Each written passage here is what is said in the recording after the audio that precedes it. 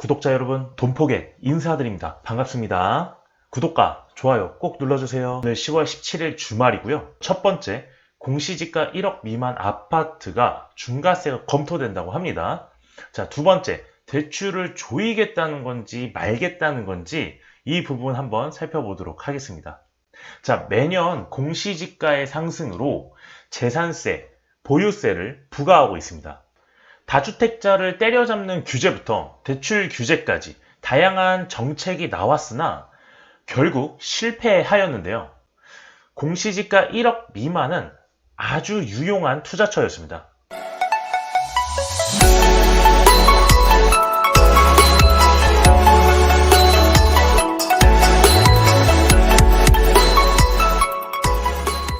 1억 미만 아파트마저 세금 물린다고 발 빼는 투자자들이 많이 늘었다. 다주택자 규제 피해 집중 매수세에 들어갔던 공시지가 1억 미만 아파트들이 이제 서서히 물량을 줄일 필요가 있다고 생각이 됩니다. 자, 그 이유는 뭐냐면은 공시지가의 상승이죠. 공시지가가 1억 이상으로 상승이 되면 이제 중과세가 발생이 된다. 투자자들 시세 차익 실현 불가능해질 듯.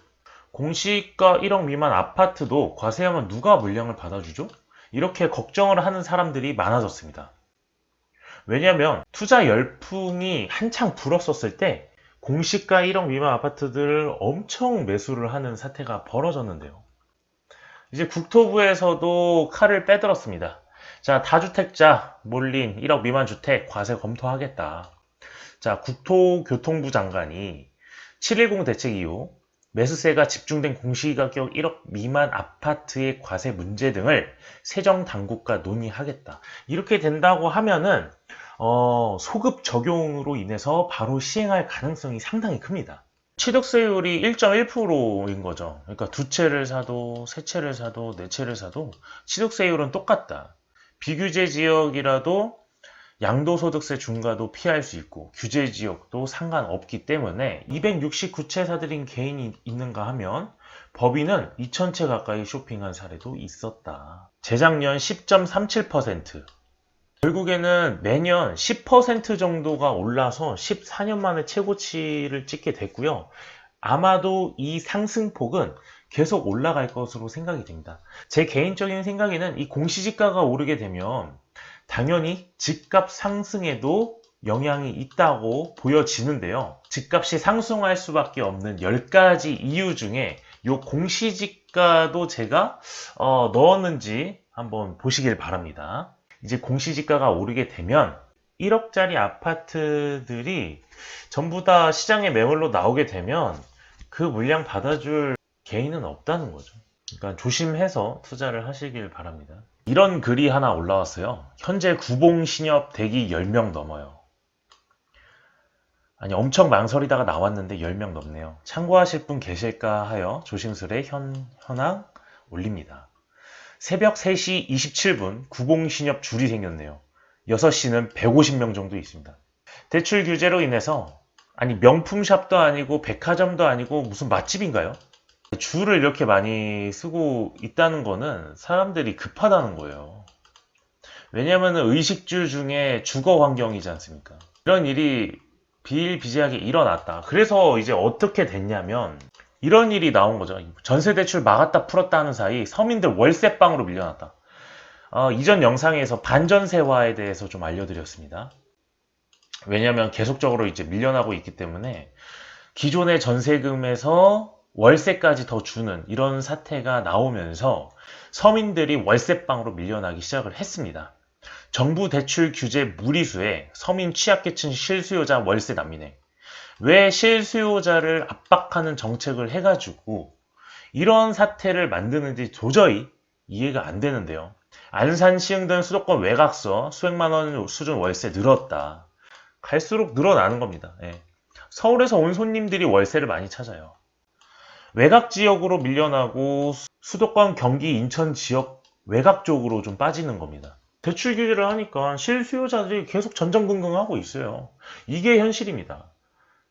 근데 이렇게 대출 규제를 했었다가 이런 사태가 일어나니까 정부에서 또 이런 발표를 합니다. 자, 은행들 다음 주부터 전세대출 재개 한도 완화. 이게 뭡니까, 지금? 장난치시는 겁니까? 대출을 하겠다는 건지 말겠다는 건지 확실히 얘기를 해주셔야죠. 고승범 금융위원장님. 전세대출 재개 한도 완화하겠다고 합니다, 또. 농협은행은 중단한 전세자금 대출을 오는 18일부터 재개를 하고 14일 밝혔다. 5대 시중은행이 서민층 실수요자들 전세대출이 중단되지 않도록 올해 4분기 전세대출을 총량 관리 한도로 증가를 그래서 6%대로 만들었잖아요, 한도를.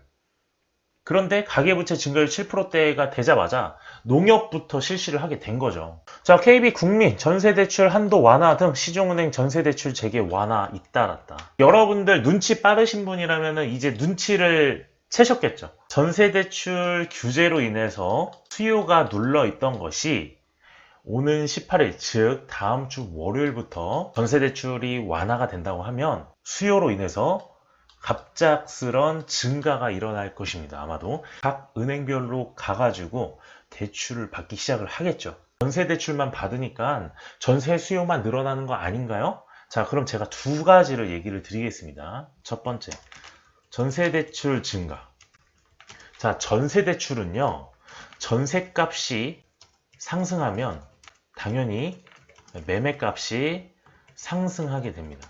전세값이 매매값을 견인 역할을 해줄 뿐더러 전세값이 밑에서 지지하고 있는 저항선으로 만들어주기 때문에 매매값도 당연히 동반 상승을 할 거고요.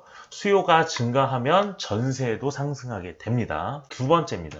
전세대출이 그러면 내가 전세자금이 없는 수요자만 받느냐? 이게 또 아닙니다. 전세 자금이 없는 수요자만 받는 게 아니라 전세 자금이 있는데도 받는 수요자까지 생겨버리니까 2배로 증가하게 되는 거죠. 자, 그럼 이 전세 자금이 있는데도 받는 수요자들은 당연히 투자로 이어질 수밖에 없습니다.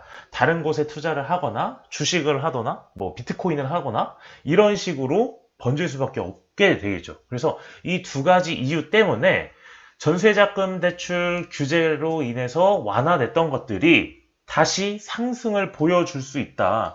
지금도 급격한 상승을 보여주고 있는데 규제로 인해서 다시 수요자가 발생이 되면 더 많은 상승이 나올 수 있다. 이거를 참고하시길 바랍니다. 자, 다음 주부터 지점별로 정해둔 월 대출 한도에서 전세대출을 제외한다. 맞겠죠? 네. 전세대출 증가합니다. 그리고 전세자금 없는 수요자만 받는 게 아니라 전세자금이 있는데도 받는 수요자가 증가하겠죠. 규제를 하면 할수록 부동산이 증가하는 희한한 현상이 벌어지고 있습니다. 자, 앞으로 2차 상승 사이클이 나올 거라고 저는 계속적으로 말씀드리고 있는데요.